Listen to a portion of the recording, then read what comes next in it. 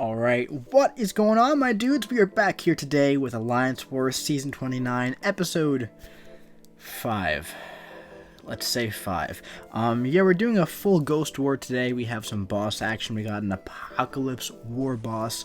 Really cool stuff, man. We're jumping in with the full Ghost Trinity because of that. We're jumping right into Path 9. We also have that Domino there. So, that Domino... it's an interesting fight, and we'll talk about it more when we get there. So we just have Venom and another champion, Killmonger, on Path 9 here. So I'm going to be throwing on a 150% tech boost, and that was meant for Domino, okay?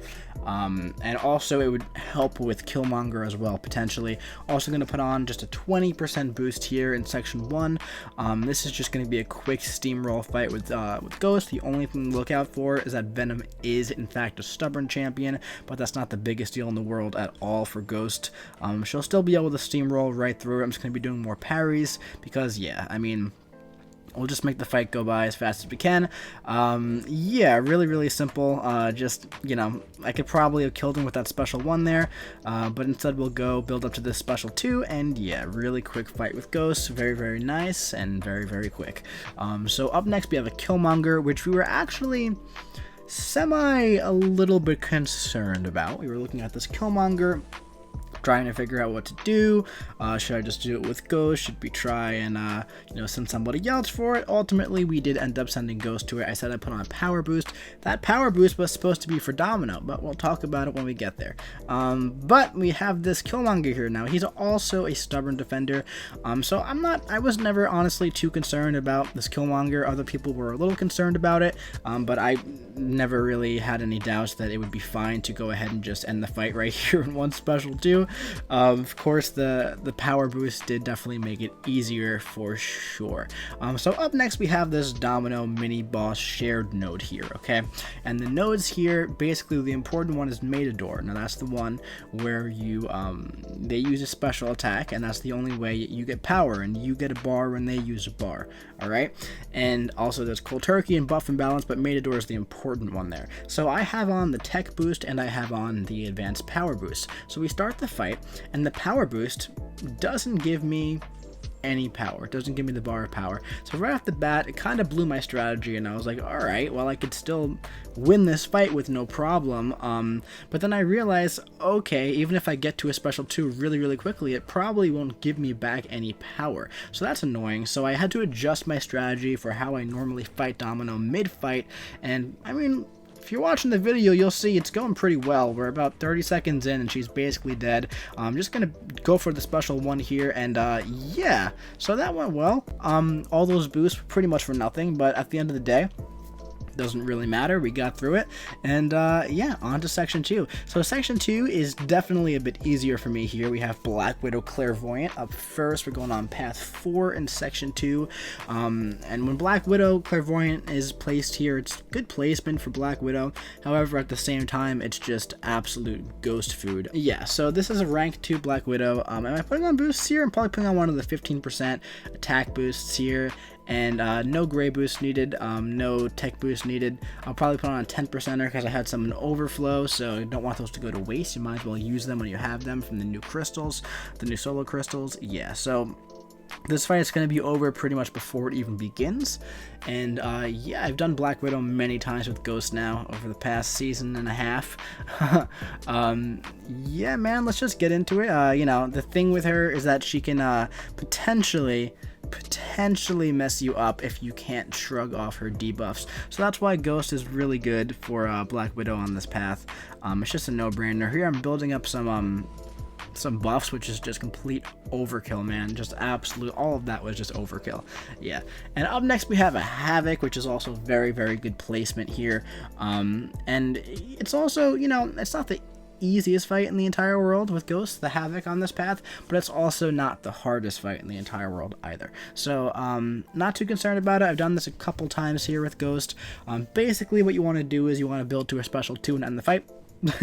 And you just want to take advantage of the passive furies in the beginning while you have them. So I'll do a couple crits, a couple mediums, and then from here I just want to build up to a special 2, take as many hits into the phase as I possibly can, do some attacks that don't crit, bait out a heavy attack, go in, and then we're going to end the fight here with a special 2, or at least almost end it. He'll be at or we did end it, look at that, he would have been at a special 2, which we could have baited out and then just punished him afterwards. So yeah, Ghost is definitely good for that fight. And up next we're taking the Sentinel. We are going to take it linked because the outgoing link is what do you call it, it is should come up Sadist, so that's whenever there are debuffs on the opponent. It's going to do, he's going to have more attack value, but we're not too concerned with that because Ghost isn't placing any debuffs at all on Sentinel here. Now, Sentinel is a stubborn defender, so we do have to look out for that. This is the Ebb and Flow Intercept and also Crumbling Armor. So basically, you know, what I like to do on Ebb and Flow Intercept is when I get up to a special 2, I like to do a Phase Intercept parry and then go for the special 2 or a heavy attack first. That way I can have the passive fury up and get the protection down on Sentinel, okay, while I hit the big special 2. So here at this point, I said to myself, alright, I'm taking the boss in a second. Let me go ahead and just heal up a bit with this armor break. So I was using the crumbling armor to my advantage for sure there, but then I said, alright, let me just go ahead and finish the fight now because it's getting silly. So yeah, I have the passive fury here, so I'm going to go for a big special 2, and this guy is almost dead. He's down to 9% health. I feel like 1 or 2 more medium attacks, and yeah, he's just dead there from 1 more medium and a couple lights. So that was a pretty simple fight. Ghost is really, really good for Ebb and Flow Intercept for more than obvious reasons, I would say. Yeah, as you can see there, Ghost is bad. Yes, she is. Yes, she is. So up next we have the boss, man. I woke up the next morning.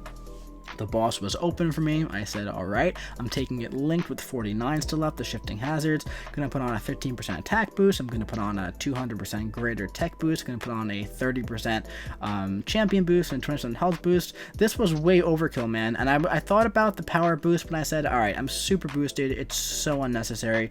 I definitely over boosted here, man. And you'll see why. You'll see for sure that I definitely overdid it. But basically, I just want to take as many hits into phase as I possibly can.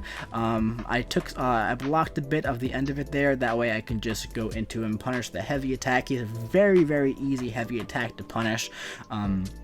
It's such a long animation. I'm going to take the entire special 1 on the block so I can go right in afterwards with no stubborn. I got some passive fury. It's going to just block the medium. Go in here, and now the fight's pretty much over, man. So we're going to do a big ol' special 2 with some passive furies. We're going to go for another one, and that's it.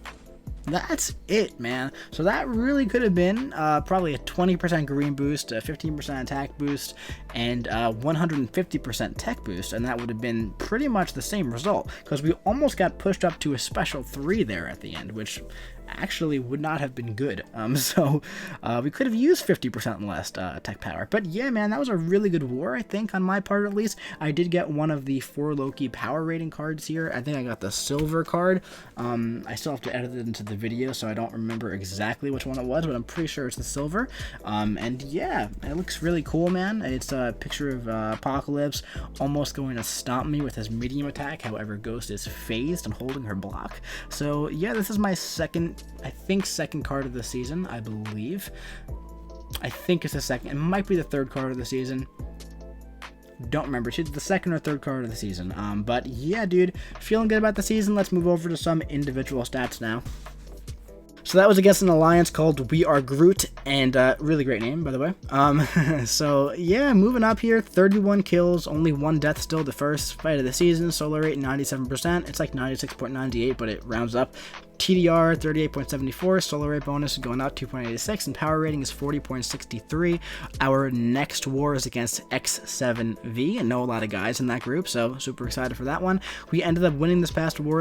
Our season record went up to 2-3. Hopefully we could win the next one and make it an even 3-3, so we could start the season at an even 50, which would be good to give us some room to build for the rest of the season to secure that master spot, because right now we are actually placed in Platinum 1, man, so we gotta definitely pick it up and pick up some more wins so we can secure for our spot in Masters, you know. But yeah, man, 31-1, 5 wars into the season. Hopefully I can make it through the next war without dying, so I'm only at 1 death for the first half of the season.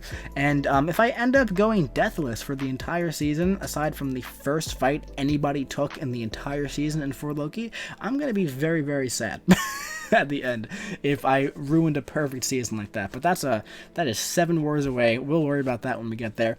Anyway, my dudes, that's gonna be it for this video. I do hope you enjoyed it. If you did, drop your boy a like, comment what you think about that sick Apocalypse war boss kill in the comment section below, and subscribe if you want to see some more 4 Loki war videos coming to you very, very soon. I'll be seeing you around.